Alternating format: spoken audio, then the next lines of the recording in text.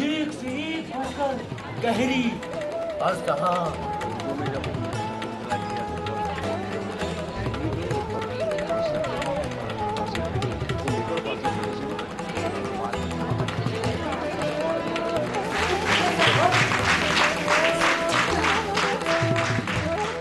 मोहतरम नाजरीन, उर्दू थिएटर के सफ़र में आपका खैर मकदम है।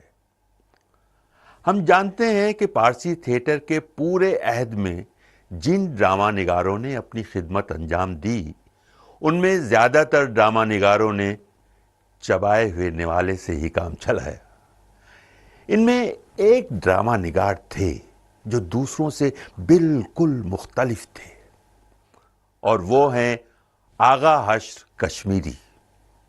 आगा हश्र कश्मीरी पारसी थिएटर ही नहीं, हिंदुस्तानी थिएटर के सबसे बड़े अहम ड्रामा निगार हैं। उन्होंने थिएटर को बुलंद मकाम तक पहुंचाया। उन्हें हिंदुस्तानी शेक्सपियर भी कहा जाता है। वजह साफ है कि पारसी थिएटर के साथ साथ हिंदुस्तानी थिएटर को जितने मेयारी और कामयाब ड्रामे दिए हैं, दूसरे कई ड्रामा निगार मिलकर नहीं दे सके। उनके ड्रामों में तफरीह के साथ साथ अदब का जायका भी मिलता है। उनके ड्रामों पर सरसरी निगाह डालने वाला भी मरगूब हुए बगैर नहीं रह सकता। आगा हश्र कश्मीरी का नाम पारसी थिएटर और उर्दू अदब में एक रोशन चराग की हैसियत रखता है। वो एक बड़े ड्रामा निगार और हिदायतकार के साथ साथ एक शायर, एक खतीब और एक अच्छे मिजाह निगार थे। आगा मोहम्मद शाह की पैदाइश सन 1879 में शहर बनारस में हुई। जब वो 15-16 बरस के थे तो ड्रामा देखने के शौक में एल्फ्रेड कंपनी को इस हद तक परेशान किया कि उस कंपनी के ड्रामा निगार मेहदी हसन लखनवी ने ये तक कह दिया कि लड़का है या हश्र, और उस दिन से आगा मोहम्मद शाह आगा हश्र हो गए। ड्रामा आफताब मोहब्बत लिखने के बाद आगा हश्र को अंदाजा हो गया कि ड्रामे की कामयाबी का राज क्या हो सकता है। वो बला के ज़हीन तो थे ही, उन्होंने फौरन शेक्सपियर का मुतालिया करना शुरू कर दिया और पहली फुर्सत में ड्रामा विंटर्स टेल को मुरीद शक के नाम से लिख डाला। उसके बाद शेरेडोन के ड्रामा पिजारो का तर्जुमा असीर हिर्स और फिर शेक्सपियर का ड्रामा मेजर्स फॉर मेजर्स को शहीद नास के नाम से मुंतकिल किया। ये तीनों ड्रामे स्टेज पर बहुत कामयाब हुए। एल्फ्रेड कंपनी के लिए आगा हश्र ने मुरीद शक, मारे आस्तीन, पाक दामन, ठंडी आग और असीर हिर्स 5 ड्रामे लिखे, मगर कंपनी से निबाह ना हो सका और मुलाजमत तर्क करके दादा भाई नौरोजी के पास चले गए। इस दफा आगा हश्र ने अपने ड्रामे पाक दामन को असरे नौ लिखा, जिसे एल्फ्रेड थिएट्रिकल कंपनी ने पूरे एहतमाम से खेला और पहले से ज्यादा मकबूल हुआ। फिर ना दिखाइयो ऐसा खराब। उठो,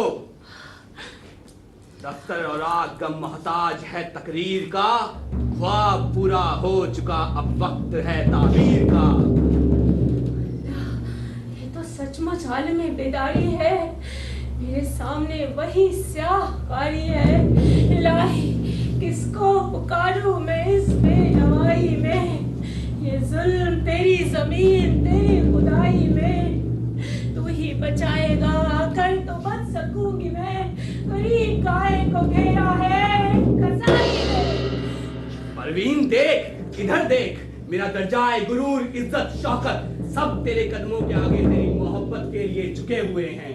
इस अर्ज, इस नियाज, इस इल्तिजा को देख, आबे मुरव्वत अपने शहीदे अदा को देख, आंखें उठा निगाह मिला बेनवा को देख, ए बादशाह हुस्न भला हो गदा को देख। तमाम ख्वाहिशें दुनिया को छोड़कर अब सामने खड़ी हैं तेरे हाथ जोड़कर।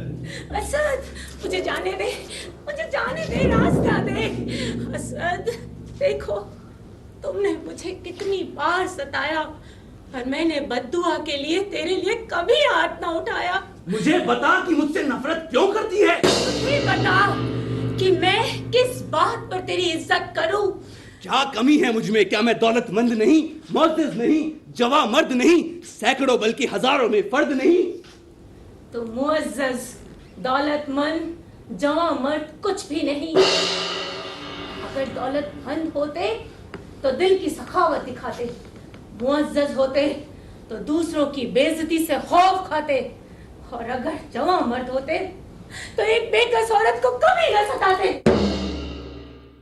आगा हशर ने जो ड्रामे किए वो उस ज़माने के स्टैंडर्ड से को अगर आप अपने जहन में रखें तो वो बहुत ही अच्छे ड्रामे थे। उन्होंने एक स्टैंडर्ड कायम किया, तो इस हिसाब से उनका आगा हशर का कंट्रीब्यूशन जो है वो बहुत ज़बरदस्त है। रह गई बात ये कि वो उर्दू के ड्रामे और उर्दू को उन्होंने पॉपुलर बनाया, वो भी एक बहुत बड़ी हकीकत है कि उर्दू के ड्रामे और उर्दू की नज़में और उर्दू के गाने। लेकिन आगा हशर ने ये देखिए कि थिएटर की जो रवायात थी उनको कभी नहीं छोड़ा है। देखिए, आगा साहब जो थे वो बहुत ही अच्छी ज़बान थी उनकी। फ़ारसी में वो बहुत पारंगत थे, इसलिए जो उनके शुरू के नाटक हैं उसमें फ़ारसी शब्दों का बहुत ज़्यादा इस्तेमाल आपको दिखाई देगा। उर्दू और फ़ारसी दोनों मिला जुला वो लिखते थे। बाद में उन्होंने बहुत तरीके के नाटक लिखे। पहले तो उनकी शख्सियत के बारे में ज़रा सा बताना चाहूँगी कि वो एक ऐसे व्यक्ति थे कि किसी भी नीरस चीज़ को इतने दिलचस्प ढंग से सामने रखते थे कि लोग महफिल उनसे जमती थी। आगा हश्र ने पहले दौर यानी 1899 से 1901 के दरमियान मुरीद शक, मार आस्तीं, असीर हिर्स उर्फ जुल्म चंगेज़, मीठी छुरी उर्फ दो रंगी दुनिया और दाम हुस्न उर्फ शहीद नाज उर्फ अछूता दामन जैसे ड्रामे लिखे। ये तमाम ड्रामे उस ज़माने की मशहूर कंपनियों ने नहायत कामयाबी के साथ मुख्तलिफ शहरों में खेले। तो दूसरे दौर यानी 1902 से 1908 के दरमियान सफ़ेद खून, सैद हवस के साथ शहीद नाज उर्फ अछूता दामन उर्फ दाम हुस्न को दोबारा लिखा। उस दौर में तबाज़ात ड्रामों के साथ साथ कई गैर मुल्की ड्रामों को जहन में रखकर असर नौ उर्दू में मुंतकिल किया। ये तमाम ड्रामे मुसलसल खेले जाते रहे। आगा हश्र ने गैर मुल्की ड्रामों को जहन में रखकर जितने ड्रामे लिखे उनमें W.T. मॉफिक का ड्रामा द जूएस पर मबनी ड्रामा यहूदी की लड़की को छोड़कर बाकी तमाम ड्रामे इसी दौर में तहरीर किए। उन्होंने शेक्सपियर के 5 ड्रामों को उर्दू के कालिब में ढाला। विंटर्स टेल को मुरीद शक, मेजर फॉर मेजर को शहीद नाज, किंग जॉन रिचर्ड III को सैद हवस, किंग लियर को सफेद खून और मैकबेथ को ख्वाब हस्ती के नाम से उर्दू में मुंतकिल किया। तो शेरिडन के ड्रामे पिज़ारो को असीर हिर्स और हेनरी आर्थर के ड्रामे को सिल्वर किंग को नेक परवीन के नाम से उर्दू के कालिब में ढाला। इन ड्रामों को भी अक्सर लोग हश्र के तबाज़ात ड्रामों के तौर पर ही जानते हैं। कर रही है तू और शरीफ आदमी, देखो मेरा दिल मत तोड़ो। मैं फिर तुमसे कहता हूँ कि मैं तुमसे मोहब्बत करता हूँ और करता रहूंगा। तुम मुझसे मोहब्बत करते रहोगे? हाँ, कब तक? जब तक सीने में दिल है। और ये दिल इरादों पर कब तक कायम रहेगा? जब तक जिंदगी है। और ये दिल और ये जिंदगी सच्चाई में कब तक बसर होगी? जब तक खुदा की मर्जी है। फिर तो तुम अपनी मोहब्बत और अपने वादों को वापस ले लो। क्यों? क्यों? क्योंकि जो शख्स दिन भर हजारों बार खुदा की मर्जी के खिलाफ काम करने को तैयार है, उसकी मोहब्बत का क्या एतबार। निगाह पलटाते देर क्या, जिसको खौफ और खतर ही नहीं, गरीब बंदों से क्या डरेगा जिसे खुदा का नहीं डरता। खुदा के हुक्मों को जिसने तोड़ा हुआ मदाम साबित, उस आदमी के करार झूठे, जुबान झूठी, कलाम झूठा। बस बस, अपनी इस रसवाई का समा खुद मगरूर न कर। खैर इसी में है कि मुझे जबर पे मजबूर न कर। क्या करेगा तू? मैं वो करूंगा जो ज़हाक और नमरूद ने किया। तो खुदा तुझे वो सजा देगा जो शद्दाद और फिरौन को न मिली। क्यों मौत को है भूला, किस बात पे है भूला। बेदार कर तू क्या है, एक हाफ का बबूला। ये शेरो शर न होंगे, ये बलबला न होगा, एक फूक में अजल की तेरा पता न होगा। ये परवाही, ये खुददारी सिर्फ एक इम्तिहान तक है। जरा देखो तो मैं इनकार की हिम्मत कहां तक है। तेरे जैसी हजारों औरतों को मैंने जीता है। मैं अपने वक्त का रावण हूं, समझी अगर तू सीता है। अगर मैं सीता हूं तो तू ये बात समझ ले कि जिस तरह सीता के सामने रावण जलील हुआ, उसी तरह तू भी अपनी ख्वाहिशों में नाकामयाब होगा। मगर सीता को बचाने के लिए तो राम थे। तुझे मुझसे कौन बचाएगा? अगर सीता को उसके राम ने बचाया तो मुझे मेरा रहीम बचाएगा। फना हो जाएगा तू और जो तेरा इरादा है, कि ताकत में जिंदा मेरा खुदा जो तुझसे ज्यादा है। मैं आगा हशर का एक न एक नाटक ज़रूर अटेम्प्ट करूँगा कभी ना कभी, क्योंकि मुझे उस लफ्ज़ी में छुपी हुई कहीं एक बहुत ही गहराई सच्चाइयाँ नज़र आती हैं, इमोशनल सच्चाइयाँ, not philosophical, not political, not social.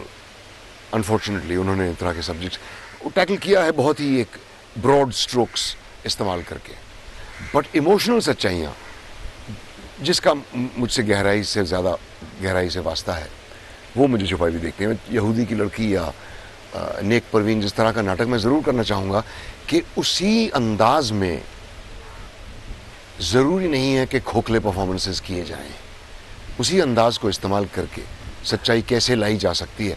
और मैं हाक बैक नहीं कर सकता कि आगा हशर किस तरह से करते थे, क्योंकि ना मुझे मालूम है ना किसी और को कि आगा हशर किस तरह से करते थे। इफ़ेक्टिव होते थे ये हमें सबको मालूम है। उस ज़माने के लिहाज से वो सूटेबल थे, इसलिए इफ़ेक्टिव थे। देखें कि वो आज के ज़माने के अंदाज से वो सूटेबल हैं या नहीं। आगा हश्र ने उन ड्रामों के जरिए दूसरे ड्रामा निगारों को भी रास्ता दिखाया। अगर अपने फन में पुख्तगी लाना चाहते हो तो गैर मुल्की ड्रामों का मुतालिया करो। हालांकि उस जमाने में आगा हश्र को अंग्रेजी की जानकारी मामूली थी, लेकिन धुन के पक्के तो थे ही वो, जो ठान लिया फिर कर दिखाया। यही वजह है कि आगा हश्र की ड्रामा निगारी का तीसरा दौर, यानी 1908 से 1919 तक का ज़माना, उनकी ड्रामा निगारी के उरूज का दौर नज़र आता है। उस दौर में उन्होंने जो ड्रामे तहरीर किए, उनमें सिल्वर किंग के अलावा बकिया तमाम ड्रामे तवाज़ात थे। इन ड्रामों ने ज़बान के साथ साथ ड्रामे के मेयार को भी आगे बढ़ाया। इन ड्रामों को ज़्यादा एहतमाम के साथ पेश किया गया। चूंकि उस दौर में आगा हश्र के अलावा बहुत कम ड्रामा निगार ऐसे थे जिनके ड्रामे मेयार के साथ साथ तिजारत के लिहाज से भी उतने ही कामयाब हों। यही वजह है कि आगा हश्र को मुंह मांगी कीमत पर कोई भी कंपनी अपने साथ रखने में फख्र महसूस करती थी। आगा हश्र कश्मीरी अगर आ जाएं तो पारसी थिएटर के वो सारे मजबूरियां जिनके तहत वो ड्रामे लिखे गए थे, उसमें ख़ासतौर से स्टेजिंग की बहुत मजबूरियां थी। पेंटेड बैकड्रॉप आता था, सीन बदलने के बीच में टाइम चाहिए होता था, तो उस टाइम में म्यूज़िकल इंटरल्यूड आ जाता था, जिसको आइटम सॉन्ग आज हम कहते हैं, वो पारसी थिएटर में था उस वक्त। और कॉमिक सीन्स आ जाते थे बीच में, ताकि जब तक सेट बदला जा रहा है तब तक ऑडियंस दूसरी चीज़ों में दिल बहलाए, फिर मेन कहानी शुरू हो जाती थी। तो हिंदी सिनेमा ने वो पूरा स्ट्रक्चर लिया है। आगा हश्र साहब के ड्रामों को अगर आपको सही समझना है तो ज़बान अगर आप बदल दें तो हिंदी सिनेमा में आज भी उसके ट्रेस आपको नज़र आ जाएंगे, लेकिन हिंदी थिएटर या उर्दू थिएटर में उसके ट्रेसेस आपको नहीं नज़र आएंगे, क्योंकि उर्दू थिएटर की वो ज़बान आज की नहीं रही है। आगा हश्र ने अपने इस तीसरे दौर में कई अहम और मकबूल आम ड्रामे तहरीर किए। इन ड्रामों में ख्वाब हस्ती उर्फ दावपेच, खूबसूरत बला, सिल्वर किंग उर्फ नेक परवीन उर्फ पाक दामन, पहला प्यार, बंद देवी, यहूदी की लड़की संगे मील की हैसियत रखते हैं। यही वो जमाना है जब आगा हश्र ने थिएट्रिकल कंपनियां बनाई। आगा हश्र का चौथा और आखिरी दौर कलकत्ते में गुजरा। उस दौर को हश्र का सुनहरा दौर कहा जाता है। उस दौर में यानी 1919 से 1930 के दरमियान उन्होंने तमाम दौर से ज्यादा ड्रामे तहरीर किए। साथ ही साथ फिल्मों से भी वाबस्ता रहे। जिस दौर में उन्होंने शेर की गरज उर्फ नारे तौहीद, मधुर मुरली, भगीरथ गंगा, औरत का प्यार, हिंदुस्तान, तुर्की हूर, आंख का नशा, सीता वनवास, भीष्म प्रतिज्ञा, धर्मी बालक उर्फ गरीब की दुनिया, दिल की प्यास और रुस्तम सोहराब जैसे अहम और नाकाबिले फरामोश ड्रामे तहरीर किए।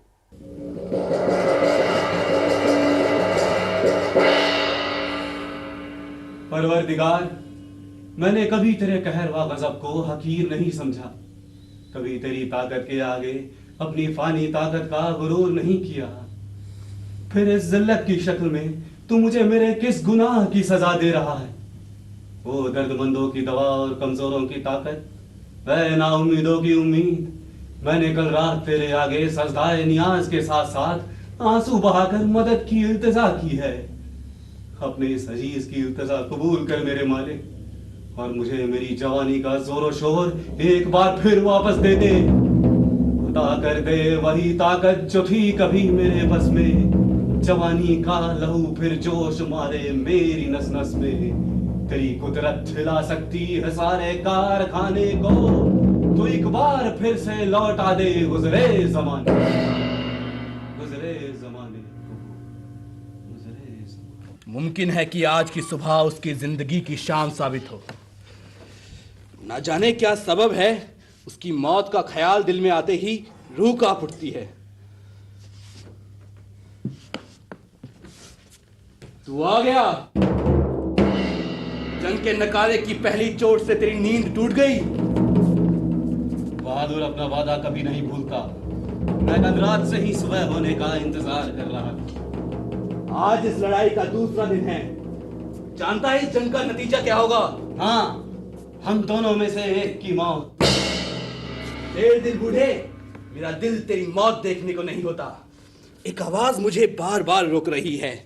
अगर ईरान की गोद बहादुर फर्जंदों से खाली नहीं हुई तो जा, वापस लौट जा और अपने इवज किसी और ईरानी दिलेर को भेज दे। मैं तुझे जिंदगी और सलामती से लौट जाने की इजाजत देता हूँ। उर्दू का जो उस वक्त एक बड़ा जलवा था और ज़बान को दिल्ली और लखनऊ वालों ने इतना पॉलिश कर दिया था, साफ़ सुथरा कर दिया था, तो वो जो उस चीज़ को भी उन्होंने रखा। और आज बहुत सारे ऐसे डायलॉग्स हैं और ऐसी चीज़ें हैं कि जिन्हें हम मिसाल के तौर पर इस्तेमाल करते हैं, तो उनका जो योगदान है, उनका जो एहसान है उर्दू थिएटर पर, तो बड़ा अजीम है। उसी ज़माने में उन्होंने देवमालाई दास्तान पर मबनी ड्रामे लिखे। इन ड्रामों की ख़ास बात यह है कि ये अदबी मेयार पर भी खरे उतरते हैं और ड्रामे के फ़न पर भी। इन ड्रामों को अब तक जितनी बार स्टेज पर खेले जाने का शरफ हासिल हुआ, वो दूसरे ड्रामों के हिस्से में नहीं आया। आगा हश्र 1925 में कलकत्ता पहुंचे। 1920 और 1925 के दरमियान जितने ड्रामे अपनी कंपनी के लिए लिखे थे, उनके हुकूक मीडन थिएटर्स के मालिक को बेच दिए और उसके बदले एक मोटी रकम वसूल की। कलकत्ता में मीडन थिएटर्स के मातहत शुरू में 2 थिएटर कंपनियां थीं, एक एल्फिंस्टन थिएट्रिकल कंपनी और दूसरी करेंथियन थिएट्रिकल कंपनी। ये दोनों कंपनियां अलग अलग इलाकों में या थिएटर हॉल में ड्रामे दिखाया करती। उनमें एक कलकत्ता में आगा हश्र के किसी ड्रामे को स्टेज करती तो दूसरी कंपनी आगा हश्र का कोई दूसरा ड्रामा तैयार करके पूरे मुल्क के दौरे पर चली जाती। यहाँ हश्र के नाम का डंका बज रहा था, इसलिए वो मनमानी तनख्वाह लिया करते थे। बाद में ये भी हुआ कि तनख्वाह के अलावा मीडन थिएटर्स में उनके ड्रामे के पहले शो की पूरी आमदनी हश्र को दी जाती थी। आगा हश्र कश्मीरी ने न सिर्फ उर्दू थिएटर बल्कि हिंदुस्तानी थिएटर की आबियारी की, जंग आज़ादी में भी हिस्सा लिया और जदीद थिएटर की राह भी हमवार की। कलकत्ते में न्यू थिएटर नाम की एक फिल्म कंपनी थी जो उस जमाने में बोलती फिल्म बनाने की तैयारी कर रही थी। उस कंपनी ने हश्र से यहूदी की लड़की को फिल्म के कालिब में ढालने की फरमाइश की। हश्र ने उस जमाने में 10,000 रुपए के मुआवजे पर उसमें कुछ तरमीम और इजाफा करके फिल्म की स्क्रिप्ट लिख दी। इस फिल्म में यहूदी का किरदार हश्र के भाई आगा महमूद शाह ने अदा किया। फिल्म खूब कामयाब रही। कंपनी ने इनसे 2 और फिल्में लिखवाईं, चंडीदास और देवदास। उन्होंने कई और फिल्म कंपनी के लिए भी स्क्रिप्ट लिखी, जिनमें east India film company of Calcutta के लिए औरत का प्यार लिखा और उसकी हिदायत भी दी, तो पानियर फिल्म कंपनी के लिए दिल की आग, लौकुश, किस्मत का शिकार, शीरी फरहाद, आतिश तूफान और गुनाह की बेटियां जैसी फिल्म लिखी। नाजरीन, आज का सफर यहीं खत्म करते हैं। अगले एपिसोड में उर्दू थिएटर के एक नए पड़ाव के साथ फिर मुलाकात होगी। खुदा हाफिज।